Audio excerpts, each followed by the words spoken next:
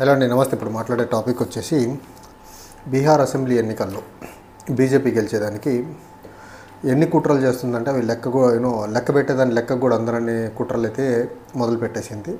So ఈ కుట్రలు మొదలుపెట్టిన తర్వాత నిన్న స్టార్ట్ చేసినటువంటి ఇంకో కుట్ర లాలూ ప్రసాద్ యాదవ్ మీద ల్యాండ్ ఫర్ జాబ్స్ కేసుకు సంబంధించి ప్రెసిడెంట్ గారి మ్యాండేట్ ఇచ్చారు, ప్రెసిడెంట్ గారు అప్రూవ్ ఇచ్చారు. లాలూ ప్రసాద్ గారిని ప్రాసిక్యూట్ చేసి ఈ పర్టికులర్ కేసుని ఫార్వర్డ్ తీసుకెళ్ళండి అనేసి. సో ప్రెసిడెంట్ గారు ఇచ్చిన మ్యాండేట్ ఏంటంటే లాలూ ప్రసాద్ని ఫార్మర్ రైల్వే మినిస్టర్గా UPA 1 అంటే 2004-2009 మధ్యకాలంలో రైల్వే మినిస్టర్గా ఉన్నప్పుడు జాబ్ రిక్రూట్మెంట్లో కరప్షన్గా అవినీతికి పాల్పడ్డాడు Lalu Prasad Yadav. As well as Lalu Prasad Yadav గారి అనుచరులు పాల్పడ్డారని ఒక నెపంతో రాష్ట్రపతి ప్రెసిడెంట్ ముర్ము గారు సెక్షన్ 197(1) ఆఫ్ CRPC కింద లాలూ ప్రసాద్ యాదవ్ గారిని ప్రాసిక్యూట్ చేయండి అనేసి ప్రెసిడెంట్ ఆఫ్ ఇండియా అప్రూవల్ అయితే ఇచ్చారు. అయితే దీనికి సంబంధించి 2022లో CBI ఒక FIR ఫైల్ చేసింది లాలూ ప్రసాద్ యాదవ్ గారికి అగెనెస్ట్గా, లాలూ ప్రసాద్ యాదవ్ గారి అనుచరులకు అగెనెస్ట్గా. 2004-2009 మధ్యకాలంలో రైల్వే మినిస్టర్గా ఉంటూ రైల్వే రిక్రూట్మెంట్ జరిగిన క్రమంలో రైల్వే రిక్రూట్మెంట్లో చాలా పెద్ద మొత్తంలో అవినీతికి పాల్పడి ల్యాండ్ ఫర్ జాబ్స్ ఇచ్చి భూములు తీసుకున్నారని ఒక నెపంతో లాలూ ప్రసాద్ గారిని, లాలూ ప్రసాద్ యాదవ్ గారి అనుచరుల మీద కేసు అయితే బుక్ చేయడం అయితే జరిగింది. అయితే దీనికి సంబంధించినటువంటి special case special prevention of money laundering court ఏదైతే ఉందో ఇది పర్టికులర్ CBIకి సంబంధించినటువంటి CBI ఫైల్ చేసినటువంటి FIR ఏదైతే ఉందో దాన్ని ప్రామాణికంగా తీసుకొని లాలూ ప్రసాద్ యాదవ్ గారి మీద, లాలూ ప్రసాద్ యాదవ్ గారి అనుచరుల మీద ఆల్రెడీ కేసు బుక్ చేయడం అయితే జరిగింది. అయితే ఈ క్రమంలో ఎందుకు 2004-2009 మధ్యకాలంలో అవినీతి జరిగిందని నరేంద్ర మోదీ గారు 2014లో ప్రధాని అయినా 2022 వరకు కళ్ళు మూసుకొని ఎందుకు కూర్చోవాల్సి వచ్చిందంటే ఇక్కడ ఒక లాజిక్ ఉంది. 2014లో నరేంద్ర మోదీ ప్రధాని అయిన తర్వాత ఫాడర్ స్కామ్లో లాలూ ప్రసాద్ యాదవ్ గారిని జైలుకి పంపించారు. ఈ బీహార్ అసెంబ్లీ ఎన్నికలు లేకపోతే జనరల్ ఎలక్షన్స్ వచ్చిన ప్రతిసారి బీహార్ ఎన్నికలకు సంబంధించి లాలూ ప్రసాద్ యాదవ్ గారు బయట ఉంటే he's a most powerful and most popular leader amongst the Bihar masses. కాబట్టి ఈయన బయట ఉంటే పోల్ ప్రాస్పెక్ట్ని దెబ్బతీసేస్తాడు, బీజేపీకి వ్యతిరేకంగా ఉంటుంది, ఈయన బయట ఉంటే బీజేపీకి అనుకూలమైన రిజల్ట్ రావని ఒక ఉద్దేశంతో 2014లో నరేంద్ర మోదీ ప్రధాని అయిన దగ్గర నుంచి ఫస్ట్ ఫాడర్ కేసు మీద ఇబ్బంది పెట్టే ప్రయత్నం చేశారు. ఆ ఫాడర్ కేసు మీద బయటికి రావడం లోపలికి వెళ్ళడం జరుగుతూ ఉండింది. అయితే 2022లో ఈ పర్టికులర్ ల్యాండ్ ఫర్ జాబ్ కేసుని ఎందుకు పుటాన్ చేసి ఫార్వర్డ్ చేస్తున్నారంటే 2021లో జరిగినటువంటి అసెంబ్లీ ఎన్నికల్లో నితీష్ కుమార్ సంబంధించినటువంటి JDU as well as BJP and ఇంకొన్ని బీహార్లో ఉన్నటువంటి చిన్న చితక పార్టీలన్నీ కలిసి పోటీ చేసినప్పటికీ సింగిల్ లార్జెస్ట్ పార్టీగా RJD ఎమర్జ్ అయింది. సో RJD మీద అప్పటికి ఉన్నటువంటి కేసు ఒక్కటే లాలూ ప్రసాద్ యాదవ్ గారి మీద ఉన్నటువంటి ఫాడర్ కేసు. ఈ ఫాడర్ కేసు ఒక్కటే ఒక కంక్లూషన్కి వస్తే ప్రతిసారి ఇదే కేసు మీద లోపలికి వేస్తే బాగోదని ఒక నిర్ణయానికి వచ్చినటువంటి బీజేపీ ల్యాండ్ ఫర్ జాబ్ కేసుని బయటికి తీసుకొచ్చే ప్రయత్నం చేసింది. ఆ ప్రయత్నంలో భాగంగా 2022లో CBI ఎంక్వైరీ చేసి ఆ CBI అయితే FIR ఫైల్ చేయించి అప్పటి నుంచి ఈ కేసు మీద ఎంక్వైరీ చేస్తా ముందుకు వెళ్తానే ఉన్నారు. ఎంక్వైరీ చేయడం ఏం లేదని బయటికి పంపడం, మళ్ళీ ఇప్పుడు లాలూ ప్రసాద్ యాదవ్ గారితో కాకుండా లాలూ ప్రసాద్ గారు అనుచరులందరినీ ప్రాసిక్యూట్ చేయాలని ఇప్పుడు ప్రెసిడెంట్ గారు ఆర్డర్స్ ఇవ్వడము. ఇంకో పక్క ఇంతకుముందు లాలూ ప్రసాద్ గారి కూతుర్లు లాలూ ప్రసాద్ గారి కొడుకుల్ని కూడా ఈ పర్టికులర్ కేసులో విచారణ అయితే CBI ED వాళ్ళైతే చేయడం అయితే జరిగింది.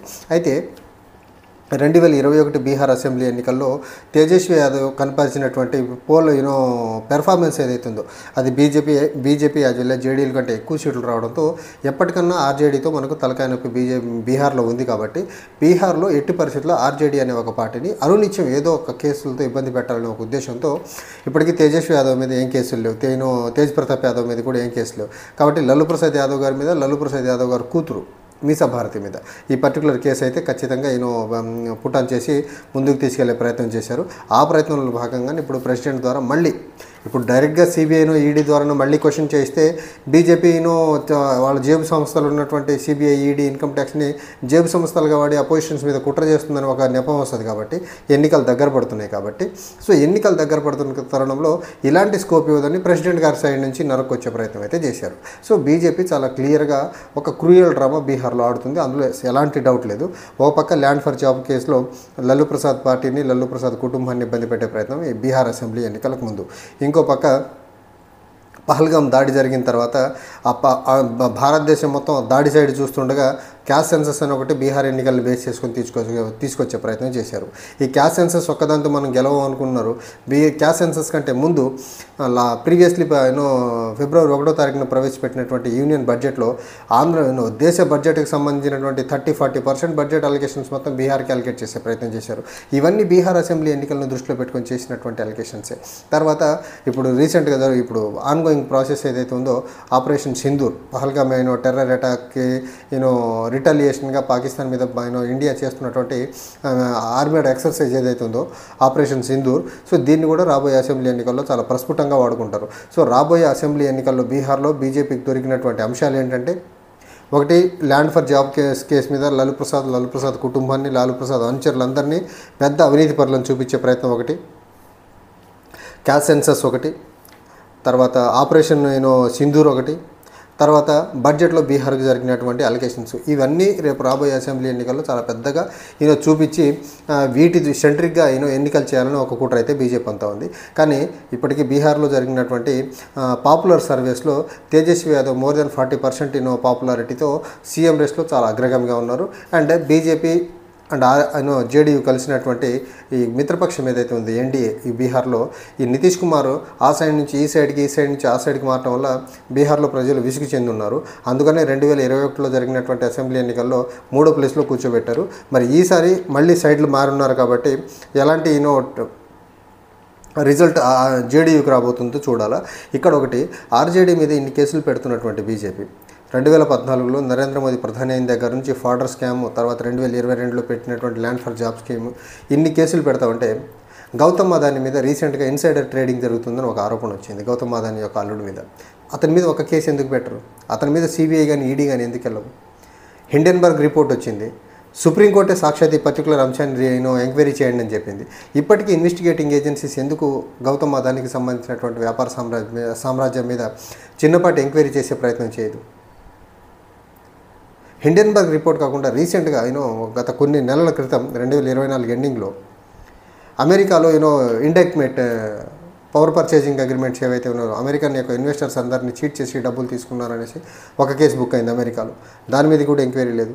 సో బీజేపీ పవర్లో ఉండి నరేంద్ర మోదీ ప్రధానిగా ఉండి ఈ ఇన్వెస్టిగేటింగ్ ఏజెన్సీస్ అన్నిటిని వాళ్ళ పొలిటికల్ అపోనెంట్స్ మీద వాడుతున్నారు తప్ప వాళ్ళకి భారతదేశంలో పెద్ద మొత్తంలో అవినీతి చేస్తున్నటువంటి గౌతమ్ అదానీ లాంటి వాళ్ళ మీద వాడరు, అంబానీ మీద వాడరు, లేకపోతే ఇంతకుముందు అవినీతి ఆరోపణలు మోసి ఇప్పుడు బీజేపీ వాళ్ళ మీద కూడా వాడే ప్రయత్నం చేయట్లా. సో ఈ రకంగా చూసుకుంటే భారతదేశంలో వ్యవస్థలన్నింటినీ నరేంద్ర మోదీ పొలిటికల్ గెయిన్స్ కోసమే వాడుతున్నారని చాలా చాలా ఇదే లాలూ ప్రసాద్ యాదవ్ గారు బీజేపీతో పొత్తు పెట్టుకుంటే లాలూ ప్రసాద్ కుటుంబం మీద ఒక కేసు ఉండదు. జ్యోతిరాదిత్య సింధియా చూడండి, ఈడీ కేసు ఉండింది, బీజేపీలో జాయిన్ అయ్యాడు, కేసు లేదు. ఆంధ్రప్రదేశ్ నుంచి సుష్మా చౌదరి ఉన్నాడు, కేసు ఉండింది, బీజేపీలో జాయిన్ అయ్యాడు, కేసు లేదు.